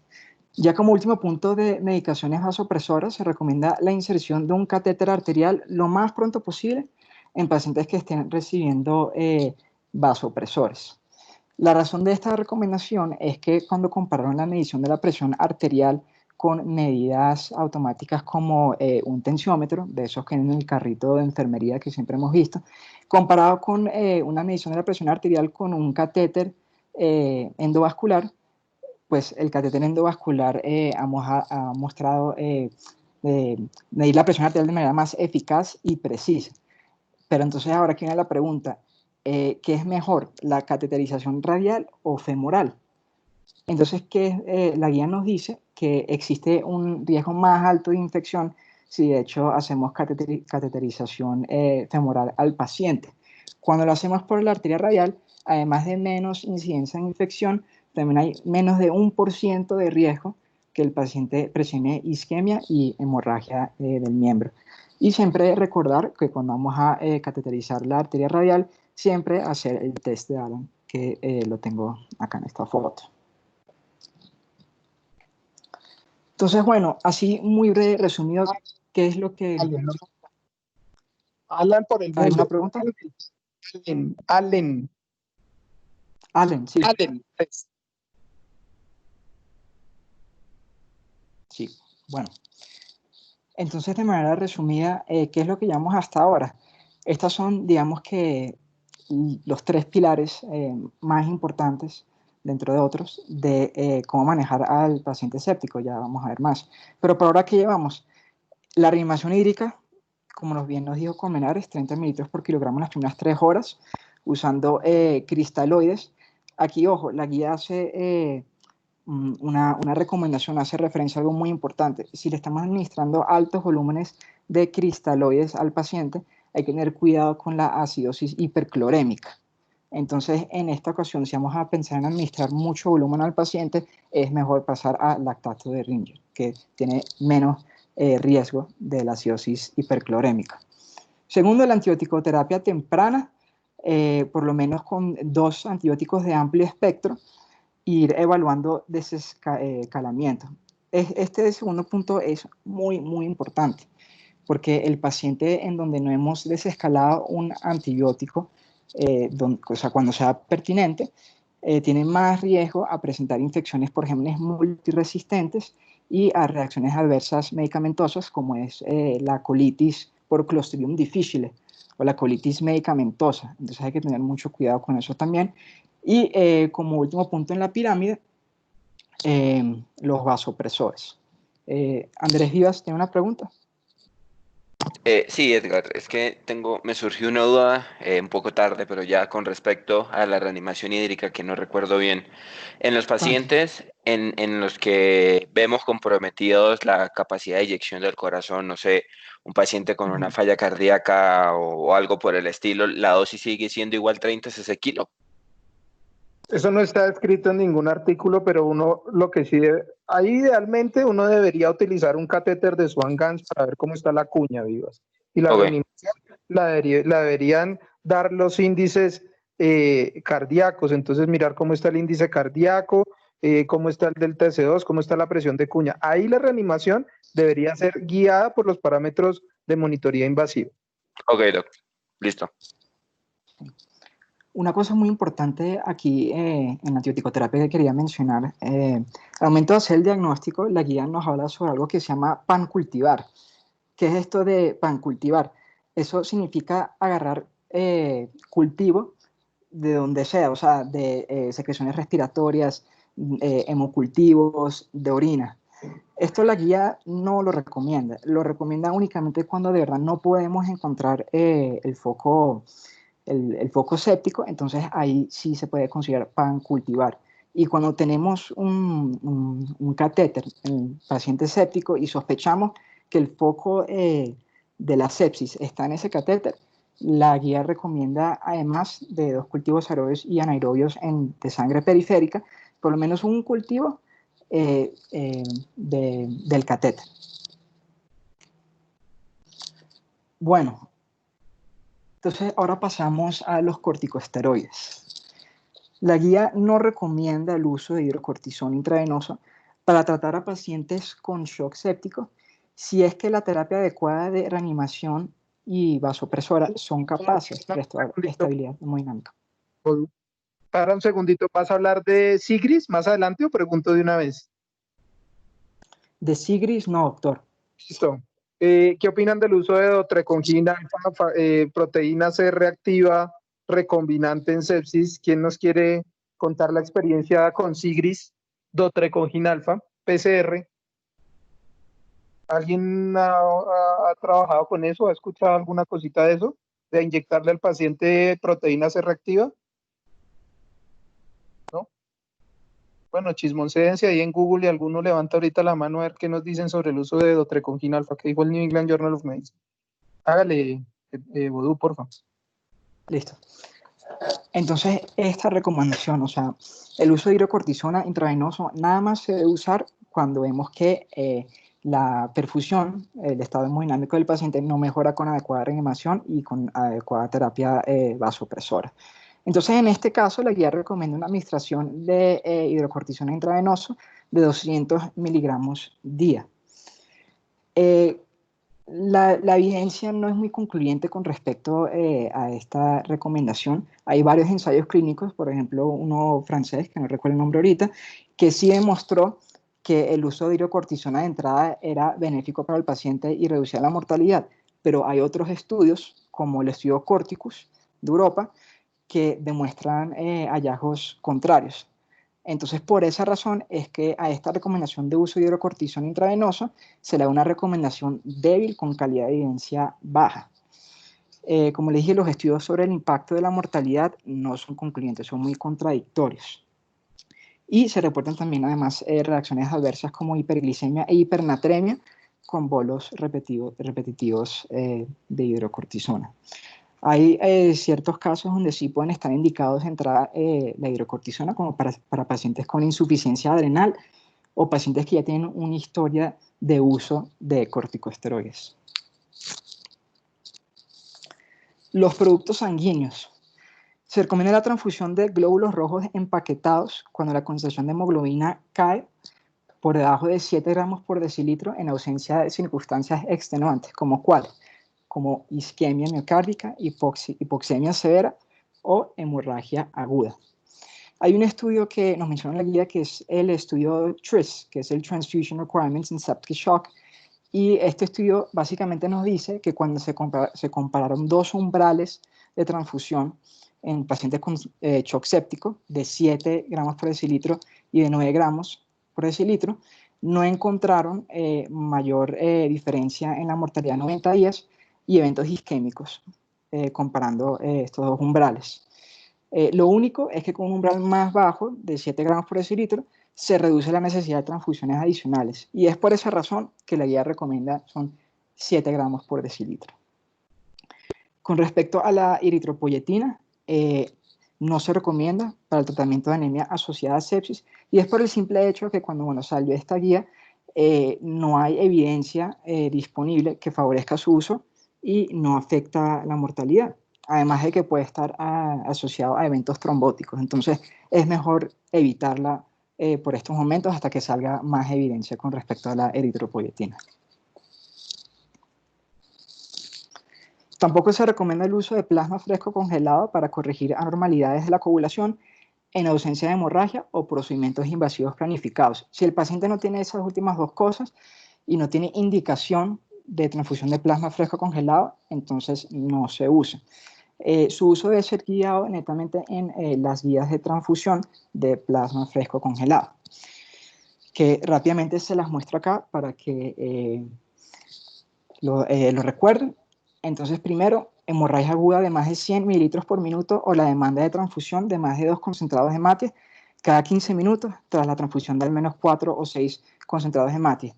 Es decir, después del sexto concentrado de hematía, que ya vengo transfundiendo cada 5 minutos 2 concentrados, a partir del séptimo ya está indicado la transfusión de plasma fresco congelado. Segundo, la evidencia de sangrado microvascular difuso también se indica. Tercero, un tiempo de protrombina menor a 50% o un tiempo parcial de tromboplastina mayor a 45 segundos y o un fibrinógeno por debajo de 100 miligramos por decilitro. El objetivo de esta terapia es corregir esos umbrales de transfusión por encima de sus respectivos valores. Entonces, un TP por encima de 50, un TTPA por debajo de 45 y así. Entonces, me vuelvo aquí rapidito para darles la siguiente recomendación. Se sugiere la transfusión plaquetaria profiláctica cuando los recuentos de plaquetas son menos de 10.000 en la ausencia de hemorragia aparente y cuando los recuentos de plaquetas son menos de 20.000 si es que el paciente tiene un riesgo de hemorragia significativa. Y por último, cuando tenemos una hemorragia activa, cirugía o una planificación de procedimientos invasivos, hay que asegurar que el paciente tenga más de 50.000 plaquetas. Si ese no es el caso, pues se transfunden las plaquetas. Sin embargo, esta es una recomendación débil, porque cuando se hizo este estudio para ver la eficacia de la transfusión, lo hicieron a través de pacientes con una trombocitopenia inducida por leucemia y trasplante de células madres. Y pues nosotros sabemos que la fisiopatología de la sepsis y el shock séptico, pues no da trombocitopenia obviamente por leucemia o trasplante de células madres. Es por una alteración en la producción y aumento del consumo de las plaquetas. Entonces no estamos muy seguros con este tipo de terapia, pero sin embargo sí la recomendamos. Tenía ganas de preguntarle hematopoiesis y todo, pero ya la hora está muy avanzada. Continúe. Bueno, doctor. Las inmunoglobulinas no se recomiendan para pacientes con sepsis o shock séptico. La razón es porque cuando se dieron cuenta que hay ensayos clínicos, ensayos clínicos pequeños que demuestran su efectividad, cuando lo compararon con ensayos clínicos grandes de alta calidad, estadísticamente significativos, no demostraron una mejoría en la mortalidad y pues por eso se le da no se da la recomendación, básicamente. Bueno, una terapia muy interesante que plantea la guía es la purificación sanguínea. Sin embargo, por la falta de evidencia y ser una terapia relativamente nueva, todavía no se recomienda. No está ni en contra ni en favor. Y dentro de estas terapias de purificación sanguínea hay 3. Está la hemofiltración de alto volumen, el recambio plasmático y quizás la más interesante y la que más se puede emplear, que es la hemoperfusión y la hemoabsorción. ¿Cómo es eso? Entonces, básicamente esta terapia consiste de administrar al paciente fibras de poliestireno derivadas de polimixina B inmovilizadas, con el objetivo de remover endotoxinas y citoquinas sanguíneas. Porque sabemos que el paciente con shock séptico está constantemente en una tormenta de citoquinas. Entonces, si ayudamos a remover todas esas citoquinas, puede mejorar significativamente el estado inflamatorio generalizado del paciente. Y aquí les presento una de las terapias de hemoabsorción comercializada bajo el nombre de CytoSorb, que salió hace más o menos unos 5 años, relativamente nueva. Sí está disponible en Colombia y consiste en lo que les conté, administración de pequeños polímeros de polimixina B inmovilizada para remover todas esas endotoxinas, y pues ese es el cartucho. Y aquí es más o menos cómo funciona. Vemos que el paciente está con un catéter arterial, por lo cual viaja la sangre y pasa el cartucho del CytoSorb a través de una bomba que va impulsando la sangre. Cuando ya pasa el cartucho del CytoSorb, vemos ahí que, bueno, que el tubo cambia de color, un tinte azul, lo que nos indica que ya esa sangre contiene los polímeros de CytoSorb. Entonces es llevado a una bolsa estéril y luego administrado por un catéter venoso al paciente. Entonces esa es la forma de administrar esta terapia. Doctor, ¿iba a hablar? Sí, hay una por ahí que está tan de moda del coronavirus. Están utilizando esto de hemoperfusión para COVID. Si lo pueden leer, Okay. Interesante. Léanlo. Qué bueno. Muy bien, muy buena la explicación. Eso no está en el Surviving, eso es un valor agregado suyo. Muy bien. Bueno, los anticoagulantes, el uso de antitrombina no se recomienda para el tratamiento de sepsis y shock séptico. Pues se sabe que la deficiencia de antitrombina en el plasma en pacientes con sepsis y shock séptico puede estar asociada a un aumento del riesgo de la coagulación intravascular diseminada y un aumento de la mortalidad. Sin embargo, ensayos clínicos no han mostrado que el tratamiento con antitrombina, es decir, lo que está deficiente en el plasma del paciente, no haya impactado sobre la mortalidad, y además se asocia con un aumento de sangrado. Entonces es mejor no usarlo. Ya como última recomendación de los anticoagulantes, la heparina o la trombomodulina tampoco se recomienda, o bueno, perdón, no se hace la recomendación, y simplemente también porque no existe evidencia todavía. Muchas de estas recomendaciones, pues la evidencia sigue en desarrollo y por eso no podemos estar seguros por ahora. Entonces, bueno, ya pasamos al módulo de la ventilación mecánica en pacientes con sepsis y shock séptico. Entonces, ¿cómo vamos a manejar el paciente con ventilación mecánica? Bueno, de la siguiente manera. Recomendamos utilizar un volumen tidal o corriente de 6 mililitros por kilogramo, comparado con un volumen de 12 mililitros por kilogramo en pacientes adultos con síndrome de dificultad respiratoria aguda inducida por sepsis. María, un segundo. ¿Charry todavía vive? Sí, presente. Clasificación de la SDRA, de la gravedad.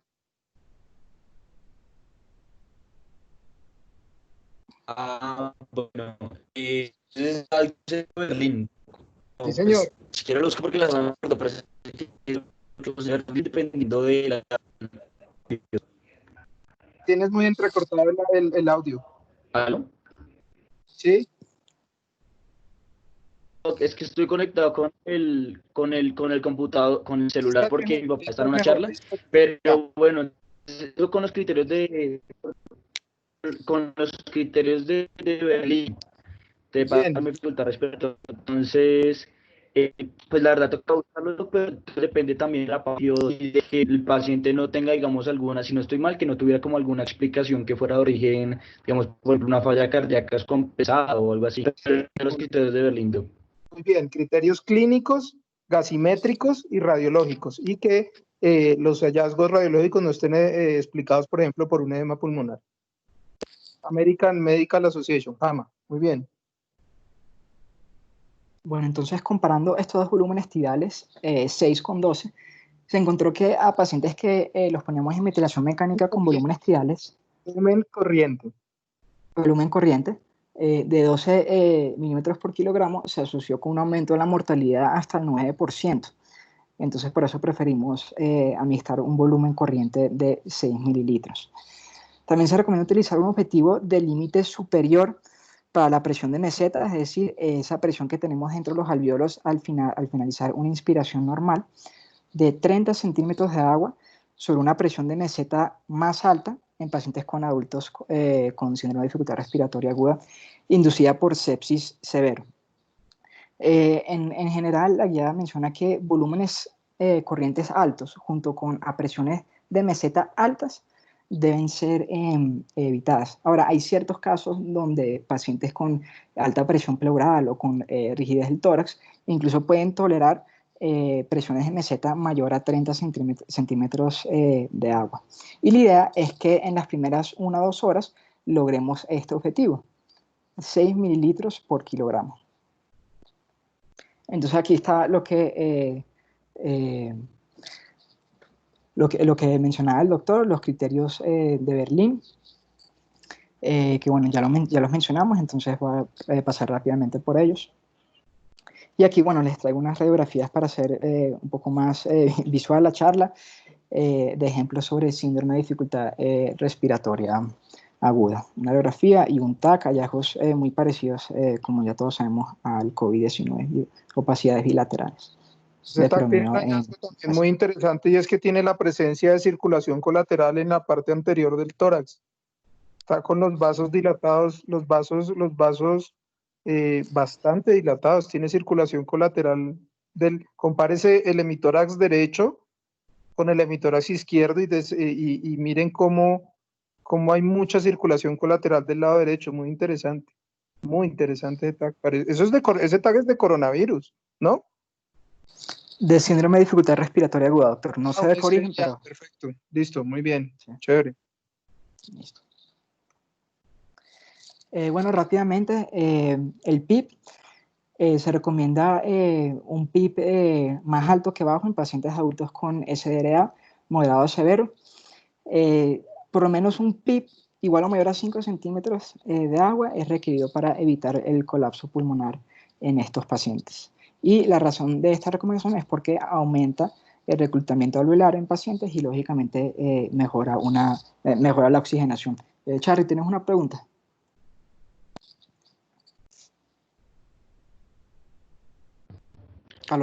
Que era, pues, para agregar que, digamos, con respecto al síndrome de dificultad respiratoria aguda, entonces se había dicho que este tipo de pacientes, digamos, infecciones virales previas, estos pacientes que generan este tipo de complicaciones, lo que pasa es que como una alteración pues en la parte capilar, entonces eso hace que pueda hacer como unos tipos de edema. Los pacientes inflamado el parénquima pulmonar tienen edema. Por eso es importante hacer la eliminación de líquidos porque pues esto les puede empeorar aún más.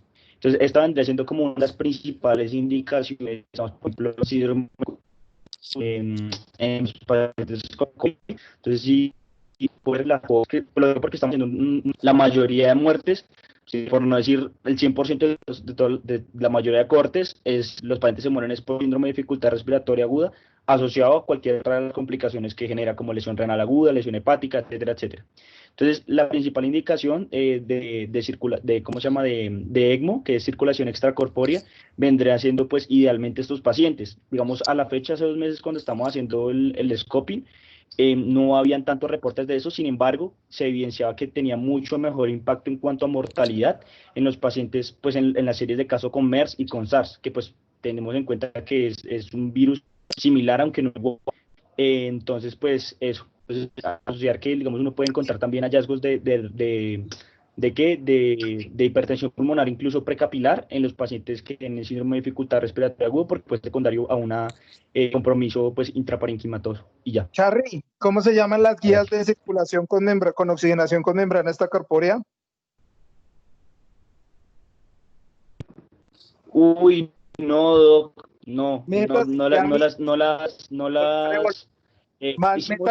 hicimos una revisión, pero ¿qué revisión? ¿Qué revisión? Métase ya mismo ELSO y nos manda el link. ELSO. Camilo Peña. Sí, y pues así como Charly, no, el ECMO no es una circulación extracorpórea, es una membrana de oxigenación. Son conceptos diferentes.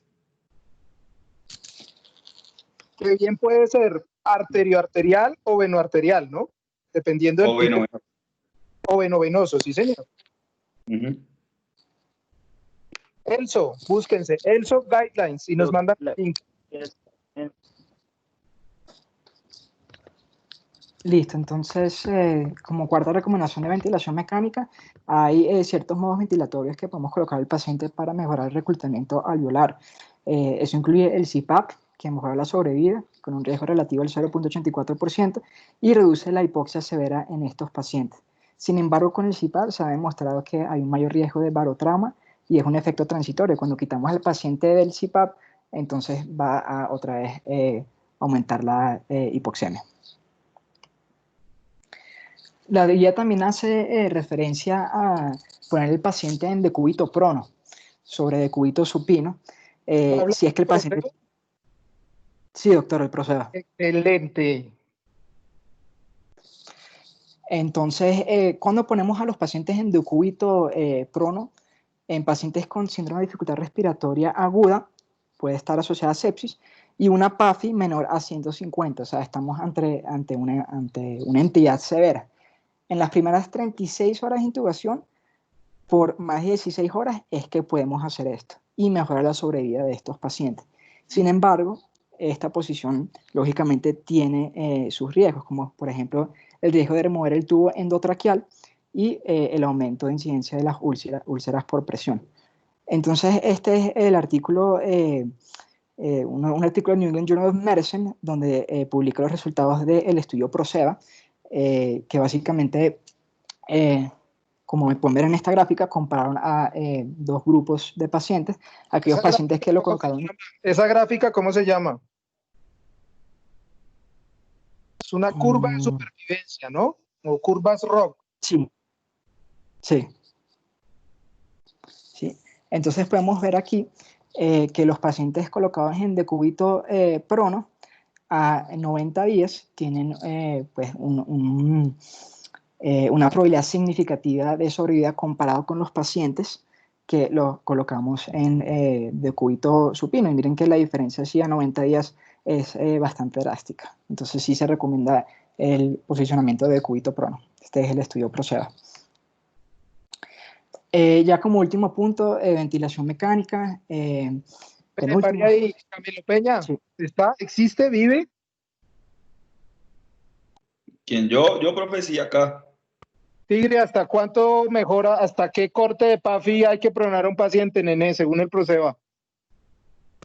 Uy, la verdad, pues no he leído ese, pero pues lo que he visto en la UCI COVID... Del 150, ¿no? De pegarle. No, es que... Un número, así es el conocimiento es un constructo. 80. ¿Quién dice más? Por ahí hay una mano levantada. Yo digo 150. El New England Journal of Medicine y sus editores están de acuerdo contigo, Vargas. 150. Si un paciente tiene PAFI por encima de 150, no se define en el prono. Sí, es al menos con una PAFI menor del 150 y con un FIO2 de al menos 0.6.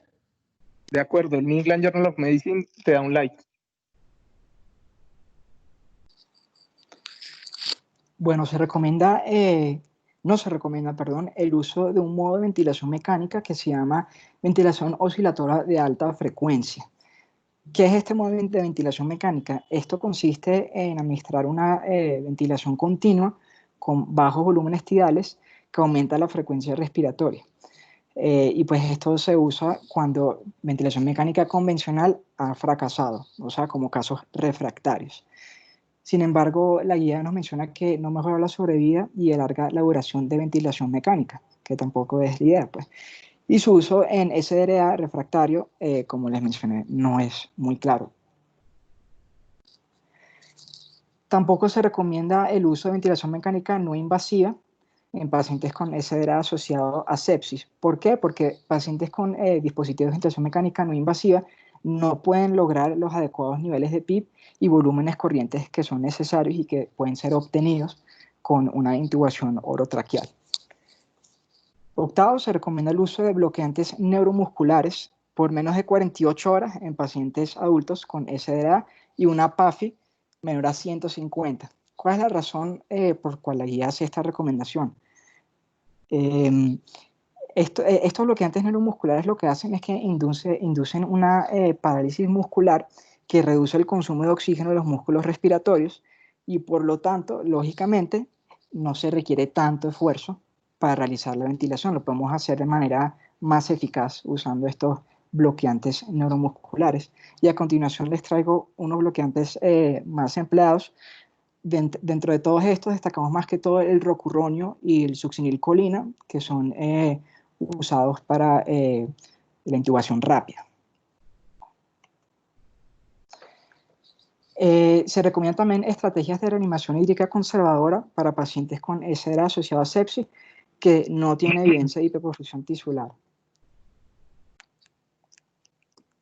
Ensayos clínicos pequeños muestran que si nosotros podemos lograr que el paciente aumente de peso ligeramente, de hecho mejora la oxigenación. Entonces, por eso es que incluso después de las 3 horas, le seguimos administrando, aunque sea un poco de líquido para el paciente, para no solamente mejorar el estado hemodinámico, sino para también mejorar la oxigenación con ese aumento ligero de peso. Y eso da evidencia a menos días en UCI y ventilación mecánica. ¿Hay preguntas?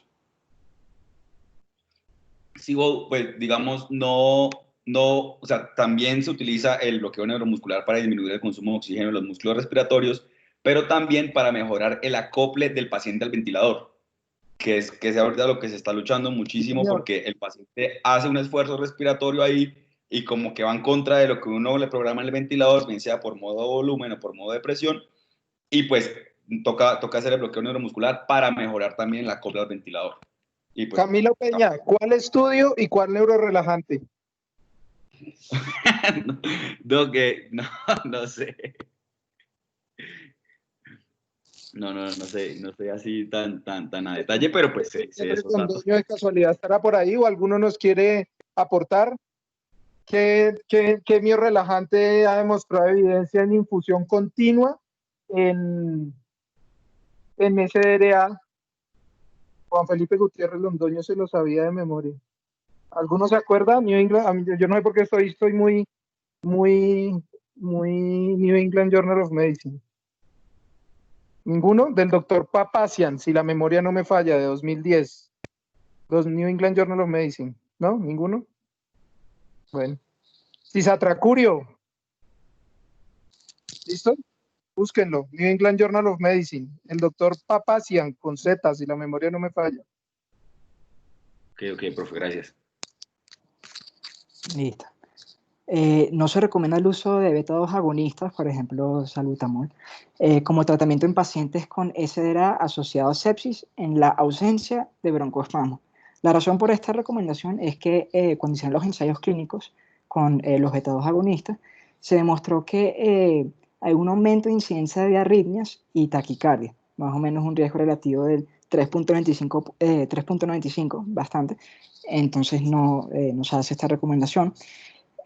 También no se recomienda el uso rutinario de catéteres de la arteria pulmonar en pacientes con SDRA asociado a sepsis. Y la razón es porque no hay estrategias que mejoren la mortalidad, que mejoren el desenlace, la clínica del paciente guiados por catéteres pulmonares. Entonces no se recomienda. La única vez que vamos a emplear esta estrategia es que si el catéter depende una conducta terapéutica, pero en los otros casos no se recomienda. Bueno, lo que ya hemos dicho, bajo volumen corriente, con bajo volumen de meseta, incluso en pacientes con falla respiratoria. Doctor, tiene una pregunta. Más que una pregunta, chicos, si les parece es una propuesta, porque ya llevamos 1:29 y realmente el tema está muy interesante y la dinámica participativa realmente está interesante y yo de verdad que me siento hablando con residentes, entonces yo quería proponerles, Bodú, que falta me imagino la parte de Arcila que también es muy interesante, que es el cierre del surviving. Les propongo para volvernos, para oxigenarnos y perfundirnos, y no sé si podemos reprogramar en una segunda sesión para sacarle buen provecho al jugo. No sé qué opinen los asistentes. Sí, profe, una mejor. ¿No les parece? Yo no tengo problema, doctor, como ustedes como ustedes quieran. ¿Cuánto te queda, Bodú? No, es pensando en todos, en ustedes también, y en de verdad, yo no sé cómo les ha parecido la dinámica, pero es que sepsis es un tema tan interesante que mezcla tantas cosas, farmacofisiología, cuidado crítico, y la dinámica está muy buena. Yo puedo seguir aquí derecho. Ustedes saben que yo en Ateneos puedo durar hasta 12 horas, 16 horas derecho, pero Claro que sí, doctor. es para que le saquen provecho. Bueno, doctor, le cuento, vamos en la diapositiva 47 y son 62 diapositivas. No sé qué opina el auditorio.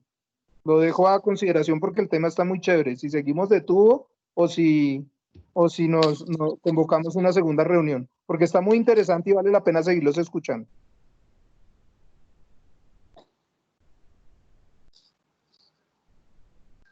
Pues nosotros teníamos pensado que esta charla iba a durar aproximadamente esas 2 horas, entonces de 6 a 8, pero pues sí, de igual manera no sé si, pues también que piense Juan Sebastián, pues Arcila obviamente que es también pues su parte, a ver si la hacemos de una vez, o qué opinas. No, pues yo estoy dispuesto a lo que ustedes digan, obviamente donde ustedes se sientan más cómodos y donde la charla pues siga así como el doctor dice, que sea muy participativa. Entonces, como quieran, por mí no hay ningún problema.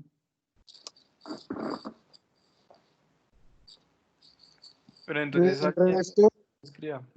Yo quiero escucharlos, exacto. Quiero escuchar la mesa, los participantes, los chicos que están, pues, ¿qué opinan? Porque es que realmente está muy chévere, está muy chévere.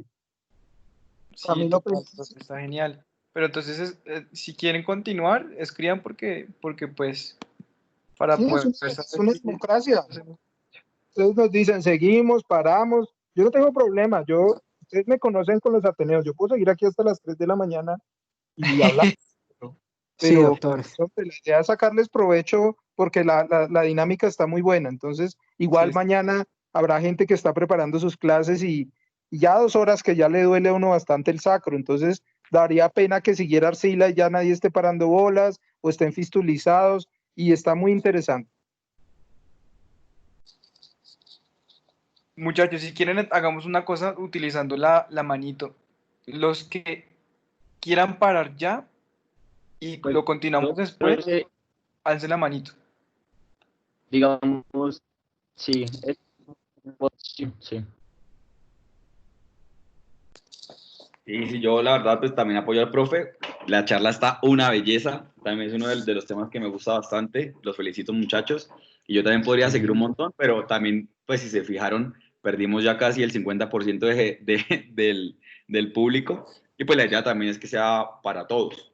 Y pues que todos pongan bastante atención de este tema que es bien bonito. Sí, de acuerdo. Entonces, pero como es una democracia, Peña, entonces nos toca mirar las manitos a ver qué dice la gente. Sí. Van 20 de 42 asistentes. Entonces, Hugo, haga ahí cuentas, apunte papelito y... Pues doctor, oye Hugo, no sé si les parezca. Yo digo que acabamos acá entonces la parte de Edgar, que faltan como 1 o 2 diapositivas, y dejamos toda la parte de Arcida, que es un muy buen punto a tener en cuenta, que sí, es básicamente cómo finaliza pues la guía, y la hacemos con muchísimo más calma y con mucha más participación otro día, si les parece. No, me parece súper porque también invita a esta cosa tan interesante de que estén mandando los artículos. Mire, de veras que me siento en una revisión con residentes de 3er año de medicina interna o de 3er año de cuidado crítico. Entonces, hombre, ya llevamos 1h30 con muy buena cadencia, como los ciclistas, y a muy buen... ya estamos escuchando, Sarri quiere continuar, bueno, no sé, a Sofía Ortiz dice que sigamos de tubo, María Paula Peñuela dice que sigamos de tubo, Camilo Peña dice que paremos, no sé la mesa directiva como que o seguimos, paramos.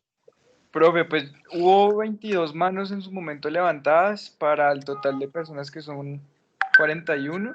Sin embargo, pues le quitamos 3 que son los asistentes y nos da por mayoría que paremos.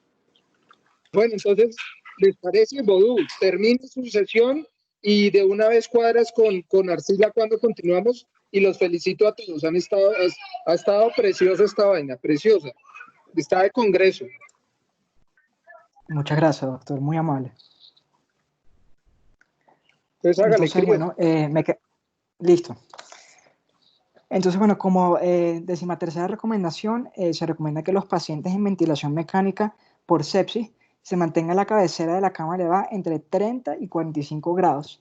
Y esto es para limitar el riesgo de aspiración y para prevenir el desarrollo de neumonía asociada al ventilador.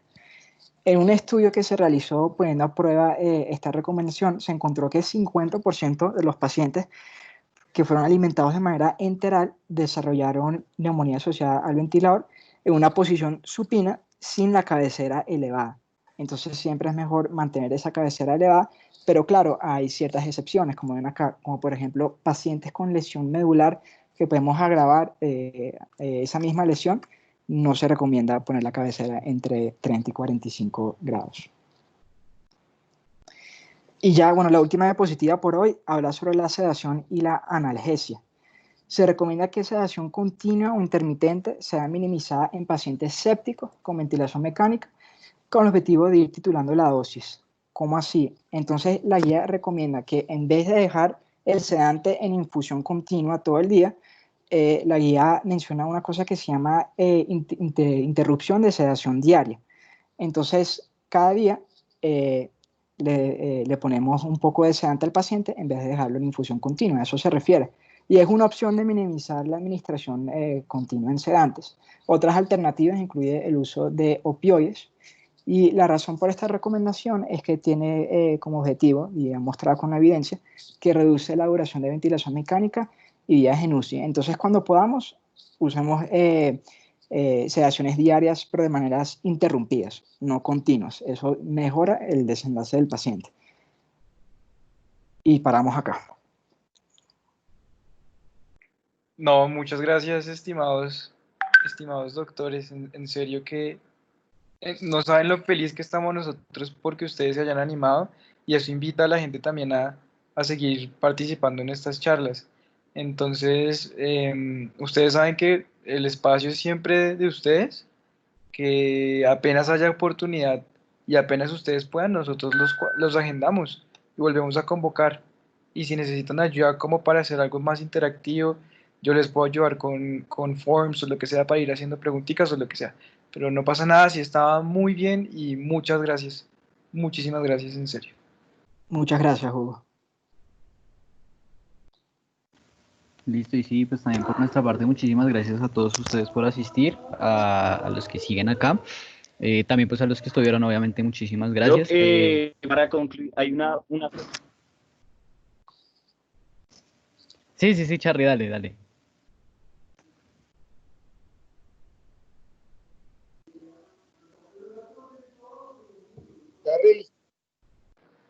Es que Charly tiene problemas de internet. Está molestando el internet mal, no sé si me escuchan ahí. ¿Aló? ¿Me escuchan? Sí. ¿Aló? Charly, fuerte y claro. ¿Aló? ¿Me escuchan ahí? Sí, ¿Ya? Charly. ¿Ahí? No, San. Ya, Doc, no sé si ahí me escuchan bien. ¿Ya? Sí, no sé. Escuchamos. Ya, listo. Bueno, Doc, nada, estaba revisando. Ya mandé ahí como la guía de circulación extra de los pacientes con COVID. La revisión que yo hice fue solamente hasta mayo, y esto salió como a mitades de mayo, entonces por eso no las había contemplado. Sin embargo, pues las vamos a tener en cuenta aplicación para tratar de reivindicarme. Voy a compartirles por acá una revisión que yo hice, pues mi parte de la revisión en la que se trata cuanto a dificultad respiratoria, trata ahí pues en cuanto a ventilación mecánica, en cuanto a manejo en prono, manejo de corticoides y eso. Entonces la voy a compartir acá por si la quieren revisar. Ahí está la referencia bibliográfica. Sí, Charly, ¿me escucha? Charly. ¿Aló? Charly, ¿me escucha? Sí, Más bien la propuesta que le tengo. Pero sí. Bueno, más bien la propuesta que le tengo es por qué no se Sí, agenda en la semana de cuidado crítico y más Espere, bien sí, monta la... me voy a acercar acá. Ya no sé si me escucha mejor. Jesucristo. Vamos, Charly, tú puedes. Charly, ¿ya? No, Dios mío, espere. Le Me vamos voy a conectar del celular, me voy a conectar del celular. Bueno, yo lo que quiero aprovechar, bueno, Colmenares, continúe con lo que estaba diciendo y yo sí quiero dar unas palabras ahorita. No, pues básicamente yo creo que de parte de los tres, de Arcila, de Bobo y pues también de mi parte, lo que les decía, agradecerles pues a todos por la asistencia y pues al doctor usted también pues por haber venido, por haber asistido, que nos pareció muy chévere de verdad cómo logramos hacer la dinámica con ese tipo de preguntas, ese tipo de participaciones. Hemos aprendido muchísimo más de con lo que veníamos. Y la verdad pues a mí me ha encantado muchísimo y pues obviamente también les agradezco muchísimo pues por esta oportunidad que nos han dado.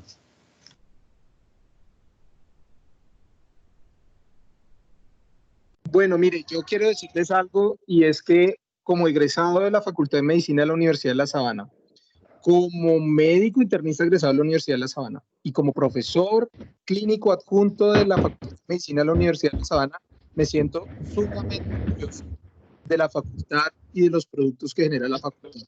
Me siento muy a gusto y me siento muy contento con este tipo de iniciativas y que ustedes roben tiempo de sus otras rotaciones o inclusive del internado para, para su propio entrenamiento humano y personal. Entonces, me siento muy feliz, les pido disculpas de antemano por no poder asistir, pero entenderán que somos centro de referencia COVID de Cundinamarca y que la cosa no va bien y ustedes lo saben. Y ya para terminar, quiero hacerle una cuña de voluntariado. Hoy nació la idea de un bibliobanco en el Hospital Regional de la Samaritana y el Hospital Universitario de la Samaritana sede de Bogotá. Si tienen libros, revistas, lo que tengan, que nos puedan donar para que los pacientes se distraigan durante su estancia hospitalaria en aislamiento por gotas, les agradecería muchísimo que nos los hicieran llegar. Hace parte del voluntariado y Hugo, podemos hacerlo, un bibliobanco que la Universidad de La Sabana, que el IMIGUS done en calidad de donación, un bibliobanco para los pacientes respiratorios, creo que quedaría muy bien. Entonces, pues si no hay nada más en el tintero, yo les agradezco también que me hayan invitado, les agradezco el envío del link y quedo muy atento a la próxima revisión. Muchísimas gracias a todos de verdad por la excelente participación. Van a ser todos muy buenos residentes de medicina interna. Les envío un abrazo.